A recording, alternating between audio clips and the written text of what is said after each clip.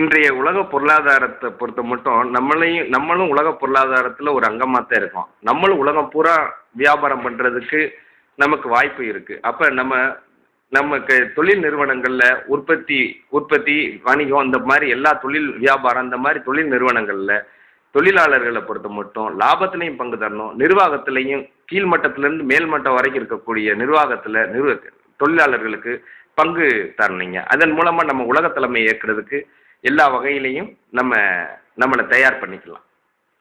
பிறகு போக்குவரத்தை பொறுத்த மட்டும் நம்ம எல்லா வாகனங்களுக்குமே சென்சார் பிரேக் இருக்கணும். இப்போ முன்னுக்கு போகிற வாகனங்கள்லேருந்து சென்சார் இருந்துச்சுனாக்கா நம்ம ஆட்டோமேட்டிக்காக பிரேக்கிங் சிஸ்டம் இருந்துச்சுனாக்கா நம்மளோட பாதுகாப்பு உத்தரவாதம் தரும். அதனால் இந்த மாதிரி விஷயங்கள்லாம் நம்ம வரவேற்கணும், அனுமதிக்கணும். இதை மட்டுமே செய்யணுன்ட்டுன்னு நம்ம நடவடிக்கை எடுக்கணுங்க. இப்போ உலக தலைமை ஏற்கிறதுக்காக நம்ம வணிகத்தை பற்றி நம்ம சொல்லும் போது லாபத்துலேயும் இதுலேயும் பங்கு அப்படின்ட்டு நிறுவனத்துலேயும் பங்கை பற்றி பேசணும். அது போக செல்ஃபோன் டவர்னால பல தீமை நடக்கிறதுனால அதெல்லாம் ரிமூவ் பண்ணிவிட்டு ஒன்லி சேட்டலைட் ஃபோனை மட்டுமே அனுமதிக்கணும். சேட்டலைட் அதிக அளவில் விடணும். நமக்கு இந்த மாதிரி தொழில்னு பேசுகிறப்ப கட்டுமான தொழிலில் நம்ம ஈகோ ஃப்ரெண்ட்லி கன்ஸ்ட்ரக்ஷனை நம்ம அதிக அளவு அனுமதிக்கணும், அதிக அளவு ப்ரொமோட் பண்ணணும். எல்லா கட்டுமானமுமே என்ஜினியர் மூலமாக மட்டுமே நடக்கிறதுக்கு அனுமதி தரணும்.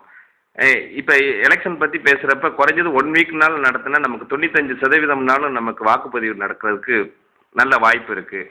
அதே மாதிரி எலெக்ஷனில் முதல் 3 இடங்களை பிடித்தவர்களுக்கு தனித்தனியாகவே அவங்களுக்குரிய அங்கீகாரத்தை கொடுத்து சட்டசபை பாராளுமன்றத்தில் அவங்களுக்குன்னு இடத்தையும் ஒதுக்கீடு செய்யணும். இதை முதல் 5 இடமா மாற்றலாம், 6 இடமா கூட மாற்றலாம். இந்த மாதிரி ஏன்னா வெற்றி பெற்றவங்க பெறக்கூடிய வாக்குகளை விட அவங்களுக்கு எதிராக விழுந்த வாக்குகள் தான் அதிகமாக இருக்குது. மின்சாரத்தை பொறுத்த மட்டும் transformer, step up, super conductivity போன்ற துறைகளில் நம்ம ரிசர்ச் அண்ட் டெவலப் பண்ணோம்னாக்கும் நமக்கு மின்சாரத்தோட யூனிட் செலவு ரொம்ப கம்மியாயிடும். இதை நம்ம மக்களுக்கு 10 பைசாவுக்கு கூட ஒரு யூனிட்டை தரலாம்.